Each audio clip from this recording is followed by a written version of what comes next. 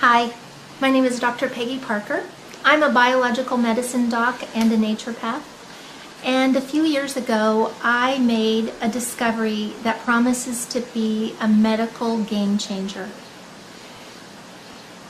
I discovered that ionized water has some unique antioxidant properties that are absolutely foundational for regaining or maintaining health. And in order to prove that theory into scientific certainty, I need to do a clinical trial study. And doing this study has been an absolutely overwhelming passion of mine for the last few years.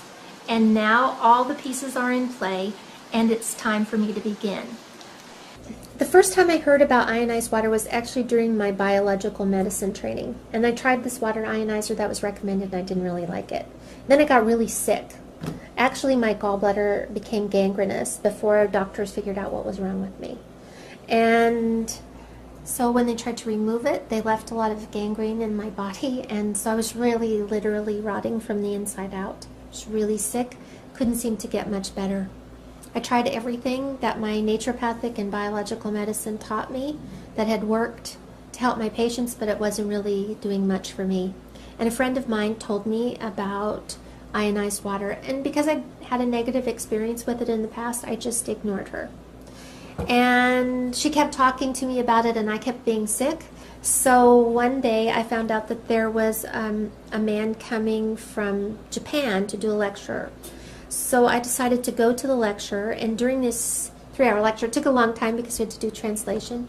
During the 3-hour lecture, I drank 4 16-ounce glasses of this ionized water, and every symptom that I had disappeared, and it stayed gone for 2 full days.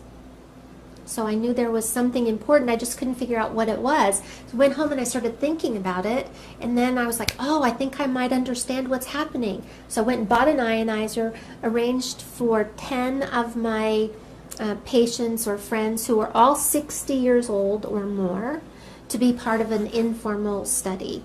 And they agreed to drink a certain amount of water every day and come back in after 1 week and 2 weeks and after a month to be tested.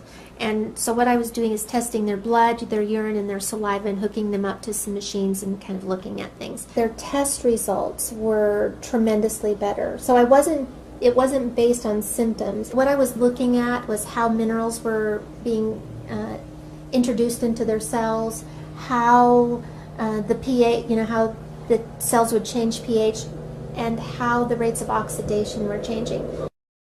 And oxidation happens when free radicals bombard your cells. And you have about 100 trillion cells in your body, and every day each one of those cells are assaulted with 10,000 by 10,000 free radicals.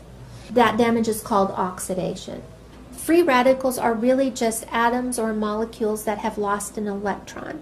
And that happens from exposure to radiation or UV lights, or so things like fluorescent light bulbs and computers and cell phones and cars and manufacturing plants and fertilizers and pesticides, and even the water that we drink and the air that we breathe that are kind of polluted, those actually contain free radicals. All of those 100 trillion cells have a few things in common, and one of them is that they're made they all have a membrane, and that membrane's made of something called a phospholipid bilayer. That's just a fancy term for fat.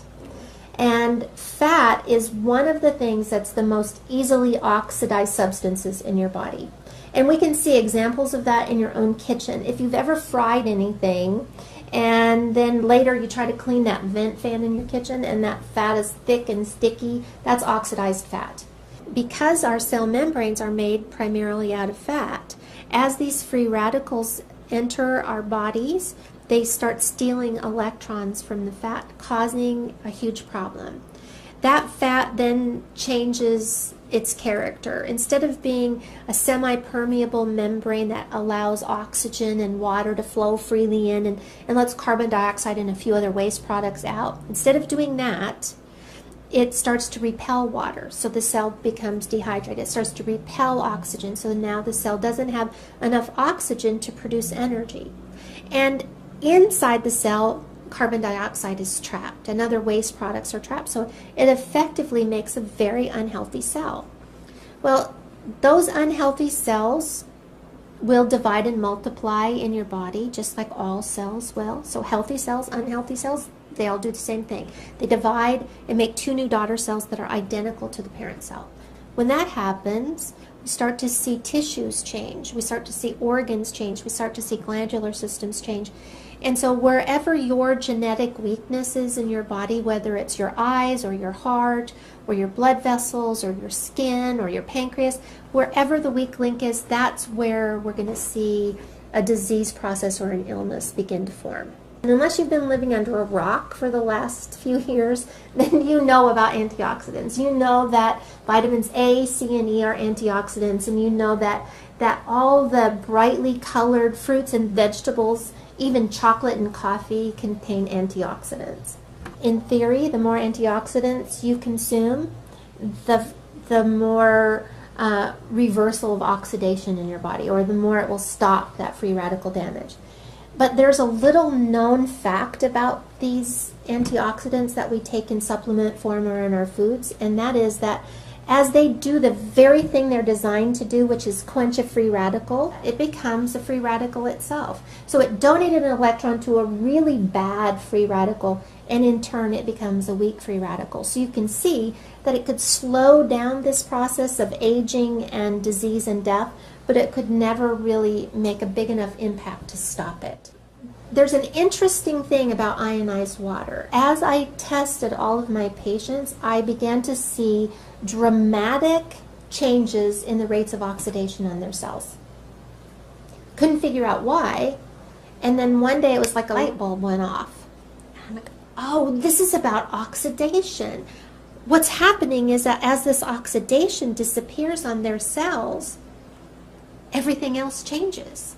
I'd been focusing on the wrong thing the whole time.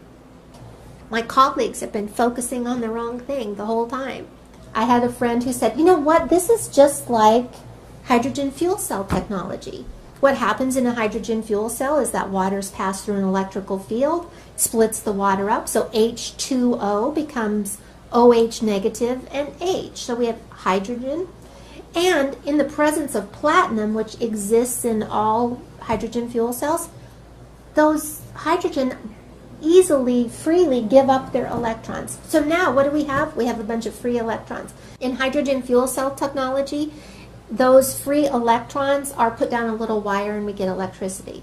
In ionized water, what happens is that those free electrons are recycled into the water. So that as we drink that water, we're actually taking in a bunch of free electrons. Now those free electrons will go and mitigate or quench those free radicals, and they don't leave anything in their wake. There's no weak free radical left over. This can actually stop the cycle of oxidation. Now, in the whole scheme of clinical trial studies, the end result is always that there's a product, an end product that's made, like a drug, that can be sold for billions of dollars, so it offsets the cost of the clinical trial studies.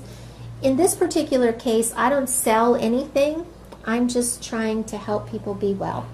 My very first patient that I lost was 16 years old, and it happened at a time when one of my daughters was 16 years old. This was potentially the hardest thing I've ever been through. And all I could think of was what could I have done differently? How could I have helped her? And then a few years later, I found this technology, and I realized that it was the answer to that question of what could I have done differently and how could I have helped her more. It's my passion to save the world one glass of water at a time. I know it sounds like a lofty goal, but I want to end as much disease and suffering in the world as I can, as fast as I can. I really believe this clinical trial study can be a medical game changer, but these things never happen as a result of just one person's effort. It takes so many people to accomplish a project like this. And with your support, I believe that we can move forward. I need you to help me spread the word. You can do it by emailing this video to everyone you know. Put it on your Facebook page. Pin it to your Pinterest board. Tweet about it and ask all of your friends to do the same. because I believe that together we can pioneer a change in the health of people all around the world.